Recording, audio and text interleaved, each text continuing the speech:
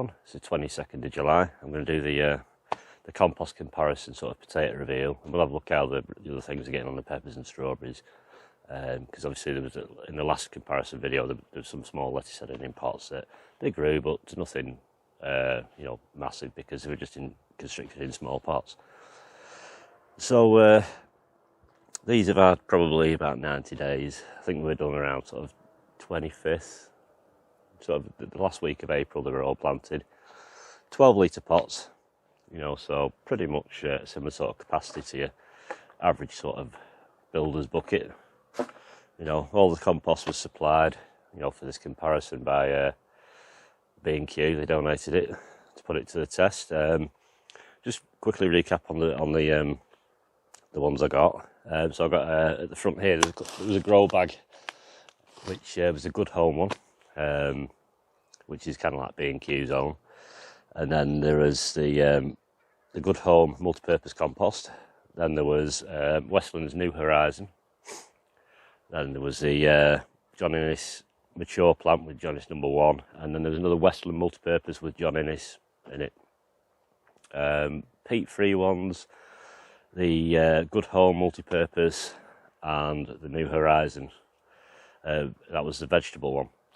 So I've got some of the bags I managed to find. I can't find the GoodHome one.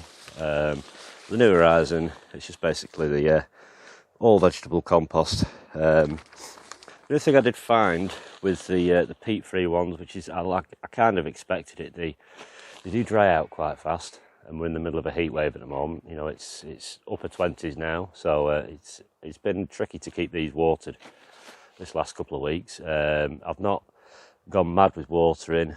I've kind of done it on a sparing sort of basis. Feed, they have had a little bit of a feed, which was just some basic tomato feed. So any tomato feed will do, but I've just had some of this Tomarite stuff, which is kind of good. That's Levington's. You can also get that from B&Q. So I think the variety was Jazzy, the potatoes I put in. And in the grow bags, I think there was one was Jazzy and the other one was Duke of York, I think. So regarding how I think they've done okay. They look a bit tatty.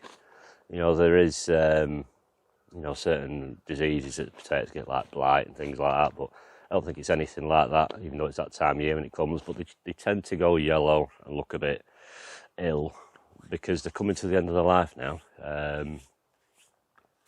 where, there's some obviously nutrients left in there, but the potatoes kind of signal like, I'm big enough now, and the tops will die down. Ultimately, if you leave them in there, they will begin to sprout. So the best thing is you get them all out. The compost won't go to waste because you can reuse it again if you put some light feed in it, or you can sieve it through and use it as a seed compost because it is spent. It's had a lot of the nutrients taken out of it, but it's good enough for seed compost. And ultimately, it's good to put on the ground as a soil conditioner. It's still organic matter in there. You can incorporate in your soil, so it is a win-win, really. You get a use out of it, double use out of it, and then you get a third use out of it. So it doesn't go to waste. And all this top foliage can all go in your compost bin if you've got one. I would advise to anyone, if you're growing anything, if you can make some sort of a compost pile. It doesn't have to be a big fancy bin, just a little corner. And compost, begin composting your own stuff, because we're all trying to go that peat-free sort of direction. As and when that happens, I don't know. We just need to find some suitable substitutes, because anything with coin can dry out quite quick. But it all works. It's all the growing medium, and things will do okay. And like I thought regarding the peppers do better in an open, kind of fibrous compost, I found. So I kind of knew that in the Westland, the Horizon one and the GoodHome one was semi-fibrous. So I thought the peppers will do better in them. And when we come to look at them, it's quite obvious in the plant size that they've thrived in them. Strawberries, I'd probably say, they were all kind of even all the way through. But this last couple of weeks, it's actually been number 3, which I think is the John Innes with the it's multi-purpose. It was for the mature plant. So that one's kind of just put a little bit more growth on it. A couple of strawberries, nothing much, but they were only small runner plants this year. You know, and usually when you put strawberry plants in, I've always found later in the season, put them in to put roots out, and the season after, you know, the following year, that's when they give the first big fruit production. You know, so they were only like, you know, babies this year. And next year, you know, if I can keep them in them buckets I've got over there, which we'll have a look at in a bit, and they'll produce next year. You just tidy them up, feed them, you know, kind of don't let them get too frosty in the winter months, and they'll come back next year. A couple of bugs you have to watch out for, vine weevils, they tend to like pots, but there's means and ways of dealing with things like that. It's just one of the things of gardening, you know, you've got to coexist with nature's bugs. Some are friends and some are foes, but we all have a right to be here and do our thing. Right, so I think what we'll do is we'll move the plants out of the way. I'll do the grow bags first. I'm not expecting a load off them because it was just a one grow bag. I think it was 27 litres, I think. I put 2 potatoes in each one, which is a bit much really, you know, for that sort of space. But it depends what you want. If you want lots of tiny potatoes, fine. If you want some bigger potatoes, you know, you want to go for more things like second earlies and main croppers. You know, but you can still plant some potatoes, you know, for the next sort of 4 or 5 weeks. That would be for your Christmas crop. You know, it kind of comes ready October. I used to leave it in the pot. But usually it's kind of April, May that you begin planting your potatoes, unless if you can do them under cover, you know, which I'd probably say beginning of March, but just protect from the frost. Right, so we'll get these moved out of the way, and we'll start tipping them out. Right, we'll start with this one first, because this top obviously is a lot more dyed back, which could possibly mean it's the Duke of Yorks, because first it's a bit wet at the bottom, that one. So it's the thing, when, you know, with the bags, if they can't get good drainage, obviously once if they've been sat on the floor, they can't drain very well. You know, I press the bag, there's some water coming out, so there might be the odd rotten potato in there at the bottom, I don't know. Just we had horrendous rain the other week, and I think it's kind of gone down onto a piece of wood, and the water's not been able to drain that well. But we'll see what we get. Just going to get these tops. I did put some straw on the top of these just to help stop them drying out. You know, because it is quite a small little growing space out for 2 potatoes. I mean, 1 potato would have been okay, I guess, but we shall see. So I'm not expecting much out of the grow bag, but you never know.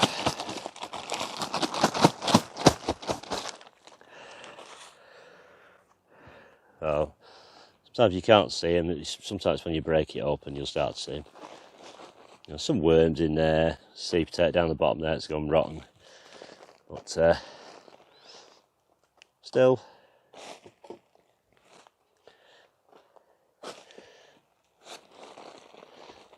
not a massive yield, but you get a few spuds.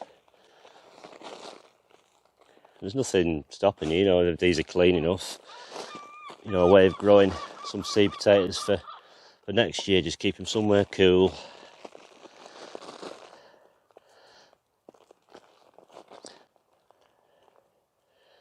And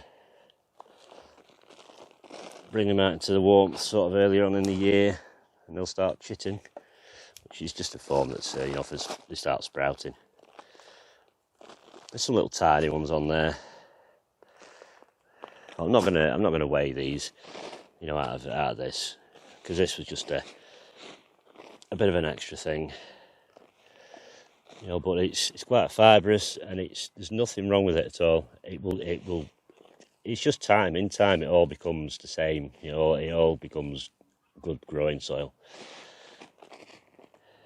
You know, I mean, if you mulch the top of your garden with that, it would do wonders with it. The worms would come up, take it down.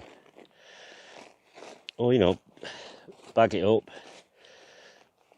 You know, you could mix it with, you know, 50-50 with some new compost next year. You know, if you're on a bit of a tight budget, you know, get yourself a you know, a single bag and a few just the plain buckets. Some you put some drainage holes in. It's a cheap way of growing potatoes, you know, because you could put 2 in there, or if you put 1 in, you'll get quite a bit. But I mean, I put 2 potatoes in that, probably that size, so that's all bonus. It doesn't seem like a lot, but at the end of the day, it's not a loss at all. You know, because like I say, you could eat them, or you could just work on multiples and keep these for seed potatoes, and it will just multiply. So pop them in there. We'll do the same with this one. I think they were the Duke of Yorks, and by the shape of them.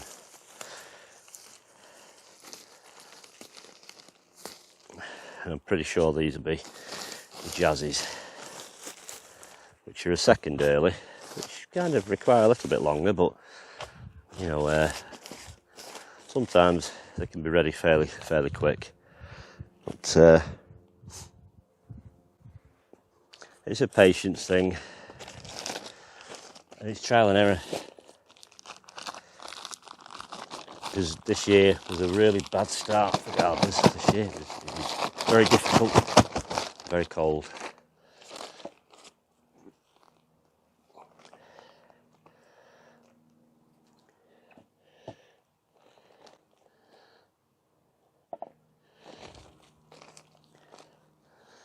You know, not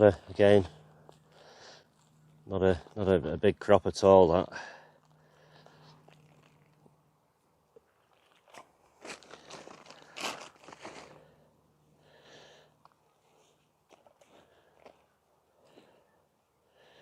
Probably a meal for one out of that one. So,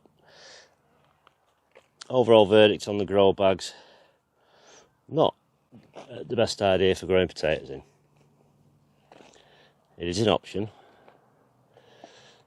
you know. Like I say, you know, you've only got 27 litres or 25 litres of compost. I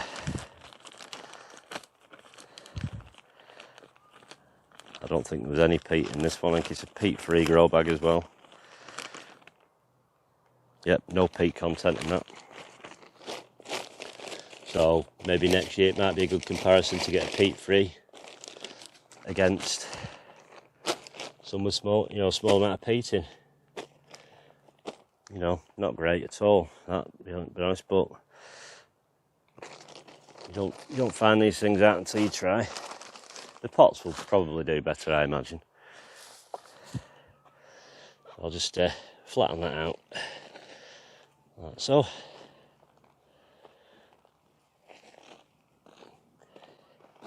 You know, because I'll bag up this compost, which shows I don't throw anything away, you know, because this is fine for running strawberry plants into and things like that. You know, if your strawberry plants produce runners. Right, so we'll start off with, this is the GoodHome multi-purpose compost.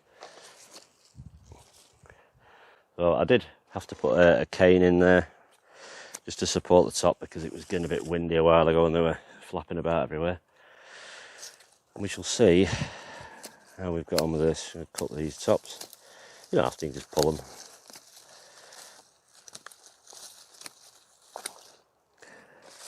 I was trying to get as much of the sort of uncomposted stuff off the top, because that's all welcome in the compost heap.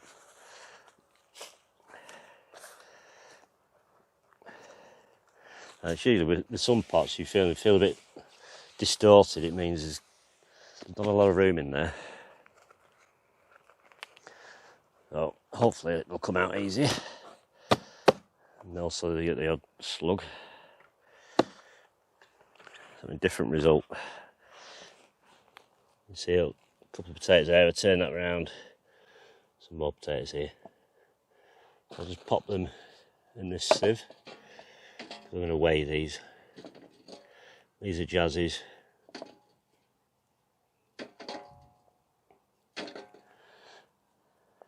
It's always nice to sort of like, you pick the ones off around the outside, not massive, but if this time you're in the summer, salads and that, here's little potato salads. And it's nice when you break it open, if you get a big pile of them in the middle. There's plenty of roots, You know, I mean, out of 2 seed potatoes, small pot, doesn't take up hardly any room.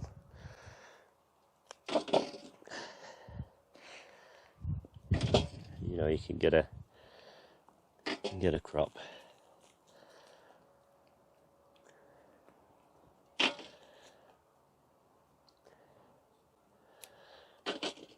You know, it'll be fine if you clean them off, you know, wash them off, and that'll be fine.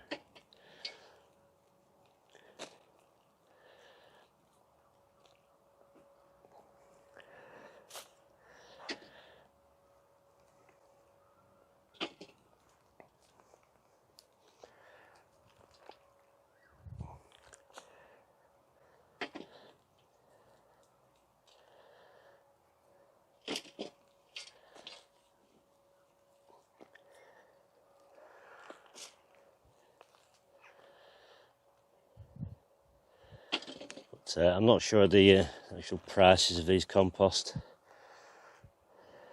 but I say the GoodHome one is probably aimed towards those, you know, on a lesser budget.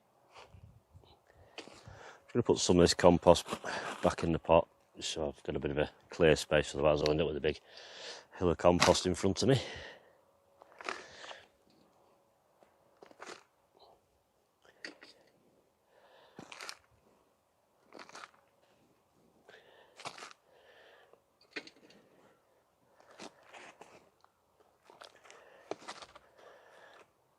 Right, I'll weigh them,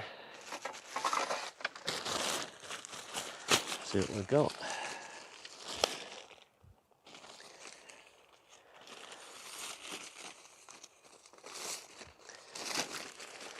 You know, you can get your seed potatoes from most, you know, garden centres,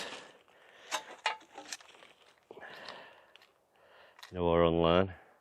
I'll do this in both kilo and pound. Just wait for it to have a bleep. That's 1 kilo, bang on that, which is obviously 2.2 pounds. 12 litre pot, yeah, it's okay. It's you know, considering it all began with, you know, it was like 2 potatoes like that got planted to give you all that. And all you have to do is plant them, come out, give them a bit of water now and then, and you know, and it just grows like that. Same again, save a few of them as a seed potato. You know, you could make, you know, as a meal there, and this is like, you can make a little potato salad out of the small ones.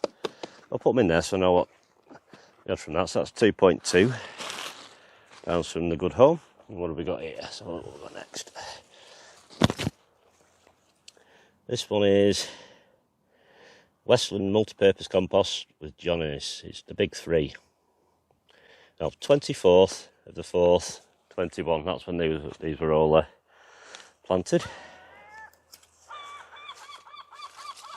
And it's the 22nd of July today, so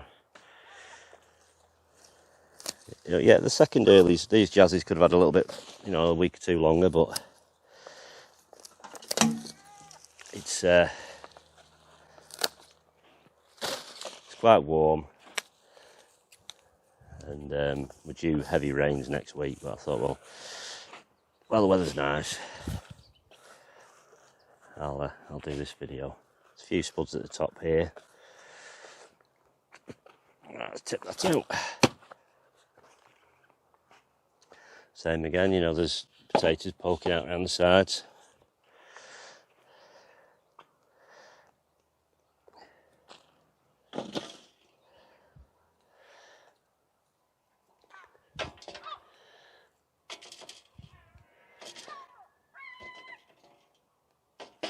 We'll crack it open. Plenty of roots. Worms in there as well. Thankfully it's not too dry. I did water them, give them a real good water a couple of days ago. I came home from work and the tops were like all hanging over, so it has been tricky keeping them dry. Usually in pots, you see, I'd have them partially buried at the bottom in some soil so they can put some extra roots out if they need to. Because once your compost gets a bit dry, it's hard to get it to wet back up again. There's a bumblebee there. Let's get him out of the way. Come on, Mr. Bumblebee, out of the way. Come on. Put me over there.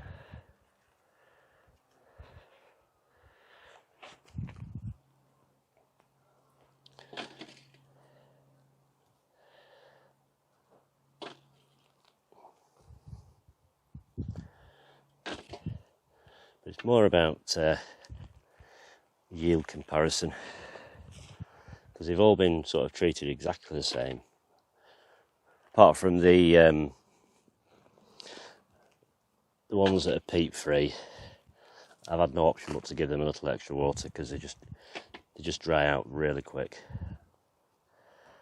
I'd probably say the peat-free need a lot more watering in general, but if you can do that, then fine. If you can't, maybe look at some variety, some compost with actual some peat content. Right, so that's all I'm going to get out of that one.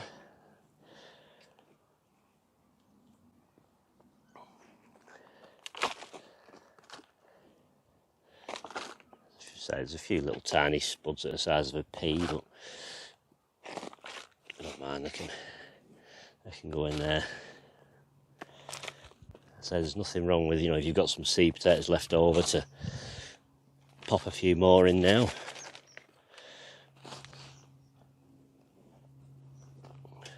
Right, let's give this one away.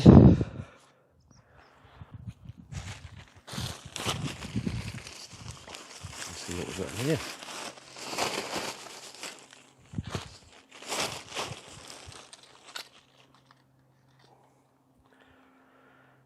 Right.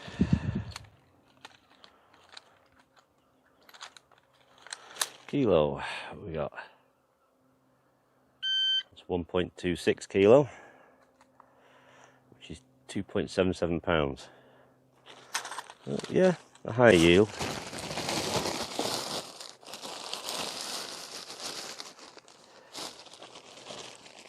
Almost half a pound more, I guess. But already you start to see, there's 4 pots. There's just 2 pots done, and you start to, to actually build up quite a few potatoes, in the space of 4 pots. So next up we have the Westland New Horizon veg compost. So this is another peat-free one, this one. I do like this compost. Like I say, it's just, it does dry out quite a bit. It's probably the most prone for drying out that I've found out of all the compost I've used this year. But plants seem to be doing okay in it. We shall just have to see what the yield is, because that's one of them things with potatoes. You never quite know what's beneath the surface. It might look all glorious on top, but not a lot down beneath. But like I say, it still feels a bit distorted around the side. So I'd say it's a lot lighter.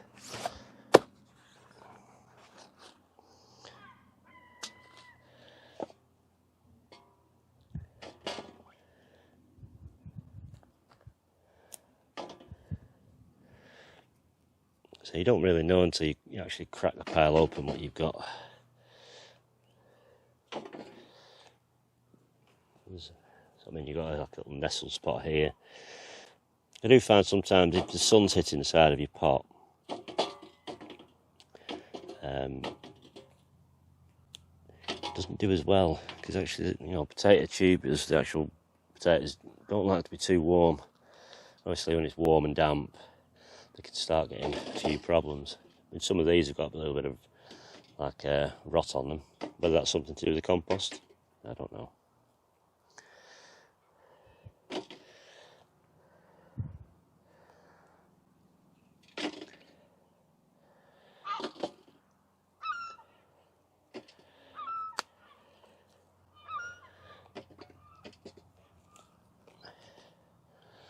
So they'll all get a wash after.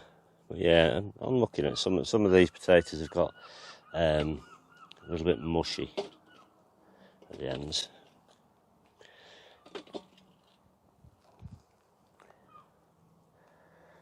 So that's something to consider, you know, if I do this comparison again next year.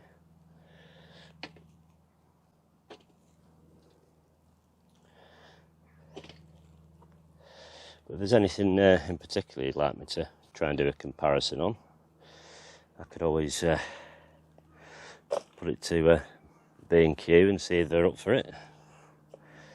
You know, because we were really helpful with this, you know, it was just an idea. And without any hesitation at all. They couldn't have been more helpful, to be honest.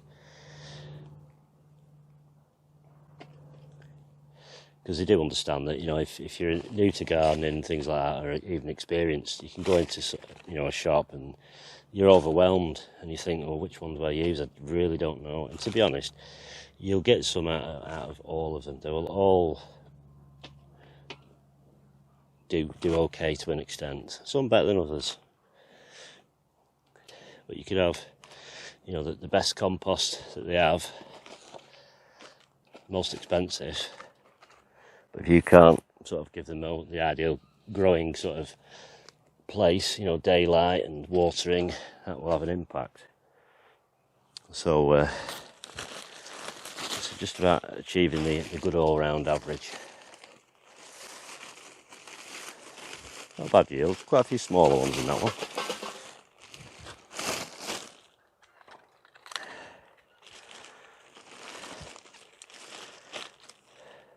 So that was a peat-free one, that.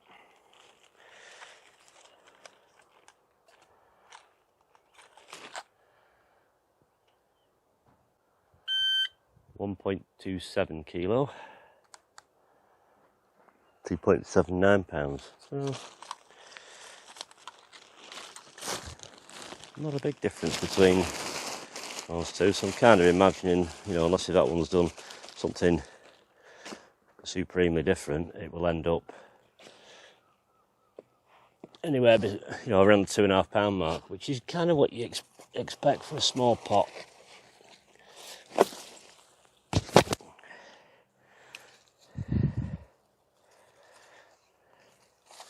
You know, anything from £1 to £1.50 per seed potato for, you know, any earlies is kind of about the going rate.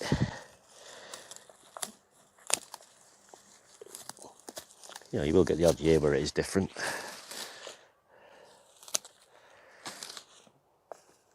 Like I say, weather has a massive role to play in it all, in the whole growing season. This one probably, because obviously it's quite loam based, this one. Because this is the Westland John Innes number 3. Just, you know, and this is the mature plant. It's very sandy, you know, but spuds do like that kind of thing. You know, and this is quite heavy. This one doesn't dry out easy at all. You know, so this one could do, yeah, there's quite a few here. You know, it's for the mature plants.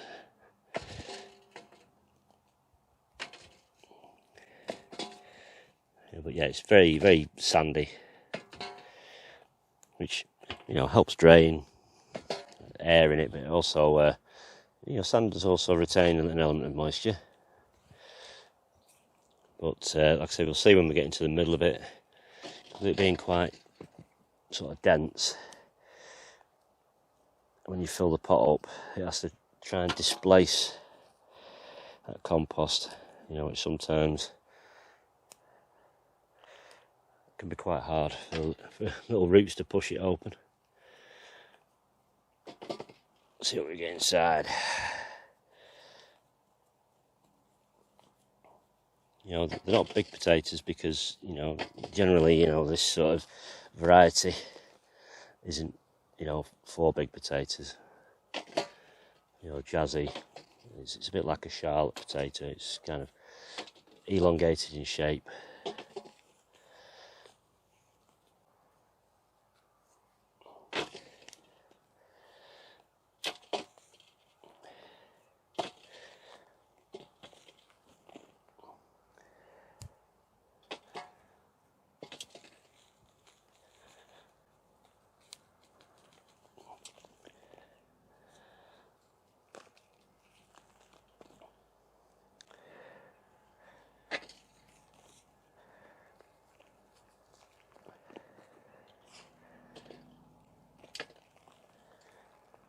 yeah, overall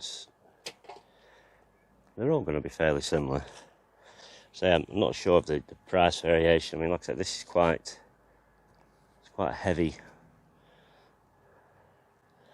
But I've known people grow potatoes in really bad clay soil, and they do okay because it kind of holds on to nutrients quite well. And obviously, this has got the John Innes in it, which is like a feed formula sort of thing, So otherwise, you can't just put like a bloodfish and bone or a general purpose granular feed like Grow More. Just gives them a little bit more. Some people use chicken manure pellets. For someone who's just starting out, you don't have to worry. The compost will give you something. Just buy a general purpose liquid feed and start, sort of feeding probably 4 to 6 weeks before you're going to harvest, because there's plenty of life in that seed potato to get them through to that sort of end phase. I don't get these all weighed.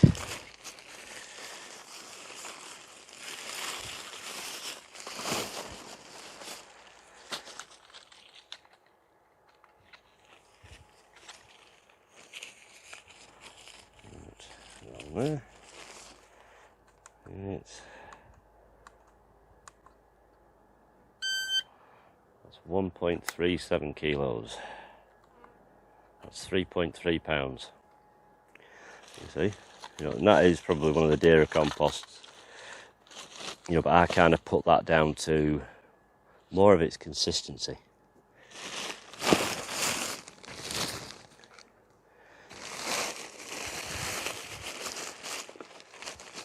Which is something, I'll learn from, because a lot of time, I grow my potatoes in, quite fibrous stuff.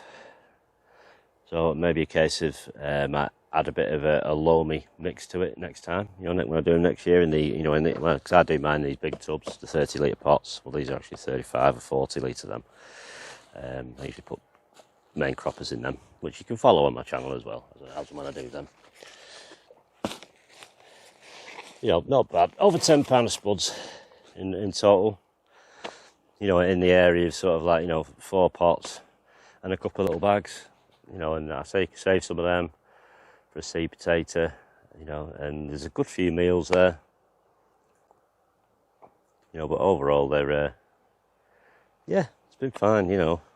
12 litre pots, 2 seed potatoes in each, 4 different composts. Nothing significantly standing out massively more, I'd probably say, obviously between the GoodHome one, it's peat-free.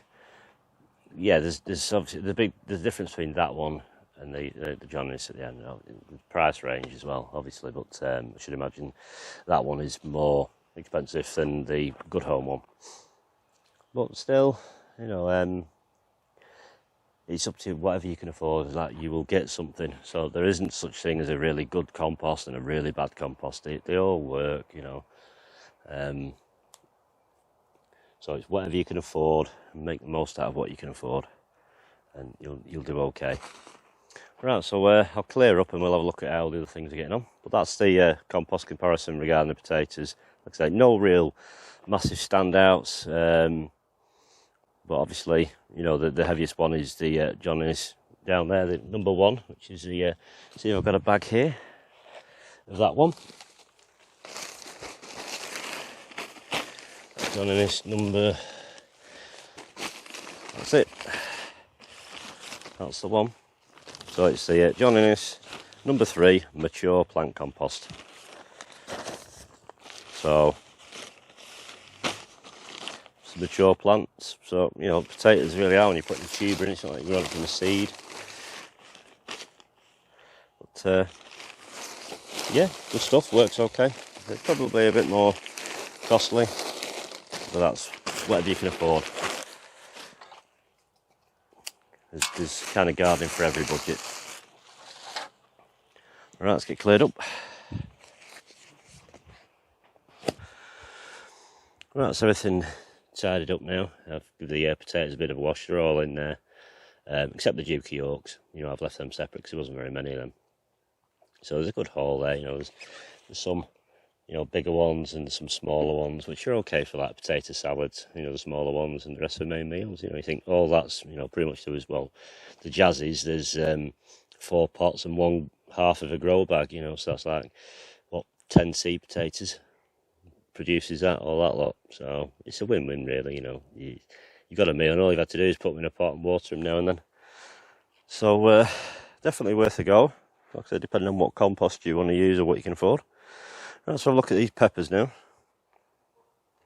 A variety of these are all the same. They're all California Wonder. It's great weather at the moment for growing peppers because it's really hot. But as you can see, you know, the overall size of them are quite varied. You know, so we've got this one here, which actually had the most potatoes, which was the Westland Johnny's number 3, the mature plant. You know, quite slow to grow. It's got some small peppers starting. It will get bigger, you know, through the season, hopefully. They do get plagued by a few bugs, moths and things like that. And we've got the New Horizon, which was quite a fibrous one, which was peat-free. You know, different results, a lot bigger peppers.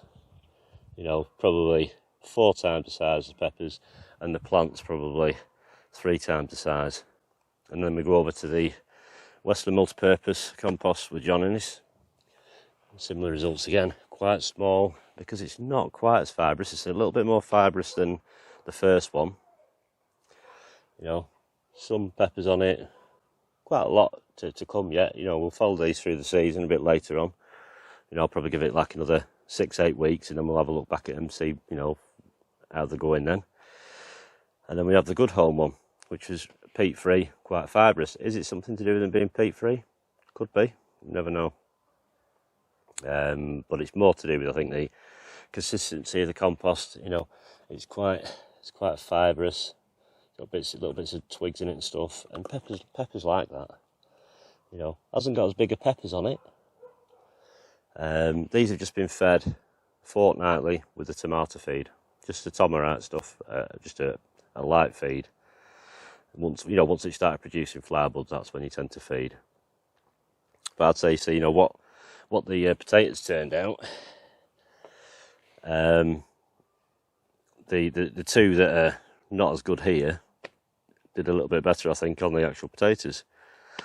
So it depends what you're growing as to what compost you use. But yeah, the new New Horizon veg compost, that is a good compost, I think, for peppers and chilies. I've grown my own. We'll have a look at some of my other ones, which are done in a variety called Jack's Magic, which is quite loam based. You know, nothing, you know, because there's a couple of different varieties here. You know, they're a little bit bigger, but same again, because it's quite loamy, they're not massive. You know, and it's got a lot of extra perlite in them to try and open it up. You know, where the other ones, you know, there's no perlite in it as such. Just put a little bit in. But we'll just have to see how they go on. But I thought, you know, Jack's Magic's another good compost. But is it good for peppers? Well, this is one way to find out, is just try it. So we'll have a look at the strawberries now. The strawberries, slightly different result again. You know, they've all produced sort of a strawberry or 2. I mean, there's still one on here, you know, but there's been quite a few suckers coming out. Like, this is not a sucker, like a runner. Just going to nip that off. Because I wanted to put more plant growth on, really. If you want to run some smaller plants off, you know, you kind of let these runners touch a pot of compost and they'll root in. But the GoodHome one, they're all similar size apart from number 3, which is the Westland multi-purpose compost with John Innes. That is the biggest one.